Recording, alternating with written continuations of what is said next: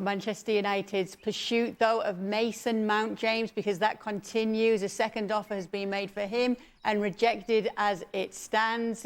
Keeping a close eye on this one. When's it going to get done?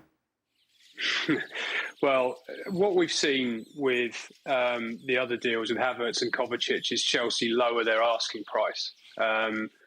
They did so with Kovacic, and the gap was only about 5 million. They did the same with Havertz, and it was less than that. With this deal, their valuation of Mason Mount is £70 million. And we understand that Manchester United have gone as far as 50. That is a huge gap. Now, apparently there was a counter offer at 65 from Chelsea. They said, look, so there is a bit of wiggle room there. They have finally come down from that 70.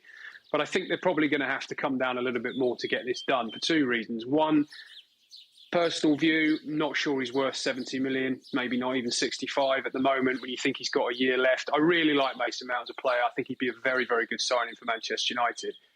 But given his recent injury problems, his dip in form, the contractual situation, I think they'd be overpaying at 65.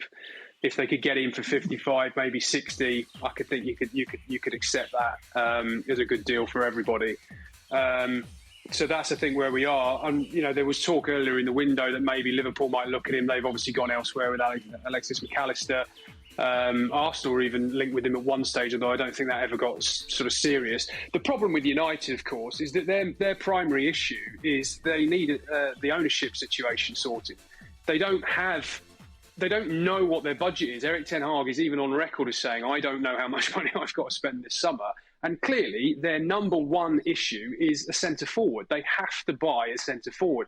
All this talk about Harry Kane, they've not made a proper move for Kane yet. If they're going to do that, it's not going to be cheap. If they go in for Declan Rice, that's not going to be cheap. You're probably talking £200 million deals there, which makes this 20-odd million difference between their valuation of Mason Mount and what Chelsea are asking is a big problem. They're not in a position where they're just going to be able to throw that cash around. So somebody's going to have to relent here. Just one other thing to mention about this is that the reason why, or one of the main reasons why Chelsea have just started to accept lower valuations for their players is because they have a financial fair play issue. And without going into too much detail, basically before June the 30th, they need deals to be completed prior to that date for that money, for those first tranches of those transfer fees to be included in the first full tax year, the first full financial year of Chelsea's accounts. And they spent more than £600 million in that year. So you can see why they need the money. So this is why you're seeing now, particularly with the end of the international break as well, so the players are obviously can turn their attentions to it. It's why you're seeing Havertz, you're seeing Kovacic, there's Mendy, Koulibaly, Ziyech, these players who are now starting to progress these moves. Manchester United are probably sitting there thinking, well, hang on a minute, why can't Mason Mount join that list? But it is because of that gap in those two valuations at the moment that it's not progressed today in the same way that the other two deals did. But it's quite.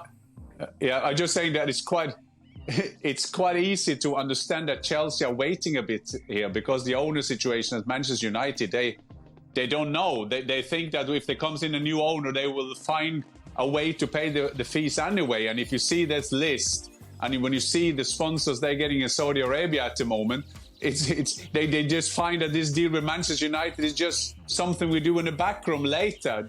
Calm down on that. So I think that the ownership of Manchester United, I mean, it's on all levels a trouble for Manchester United, but even for Mason Mount, why should Chelsea say yes now? They can just wait to get some owners in there, want to prove themselves, to get deals done. So I think that the owner situation of Manchester United is terrible from the start to the beginning of their transfer window. And you can see Ten Hag getting more and more frustrated. But as James mentioned there, Chelsea have a time frame in which they have to recoup a fair chunk of money. I agree on Mason Mount, good player, 70 million, no.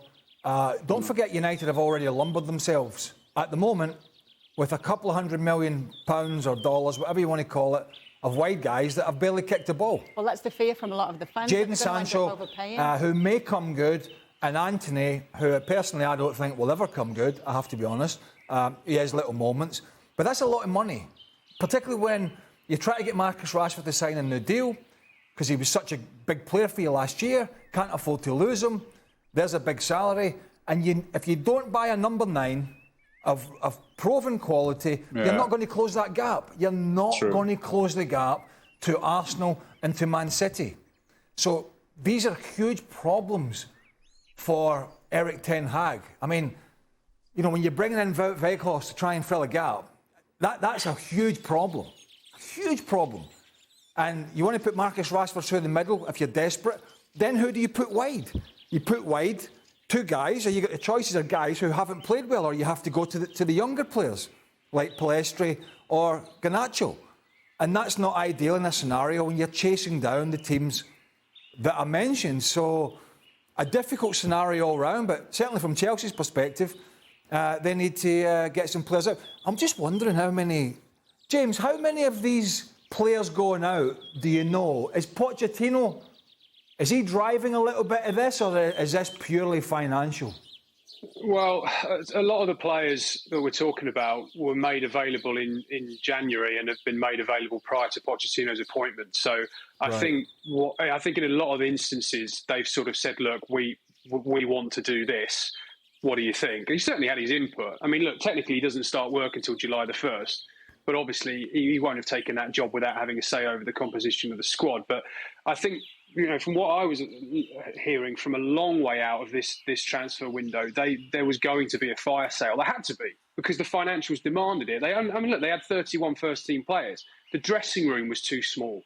It's incredible the state of play that they're in. So they were always going to have to sell a chunk of players. One thing I would say about the judgment calls, though, is that if you look at the 3 that we're talking about, if they sell Mount to Manchester United, they sell Kovacic to Manchester City, and they sell Havertz to Arsenal, have you not just strengthened 3 of the rivals who finished a long way above you last season? And what does that say about the judgment calls that you're making about the squad and the transition that you're trying to achieve, that 3 of the biggest clubs in England are quite happy to go and take those players off you?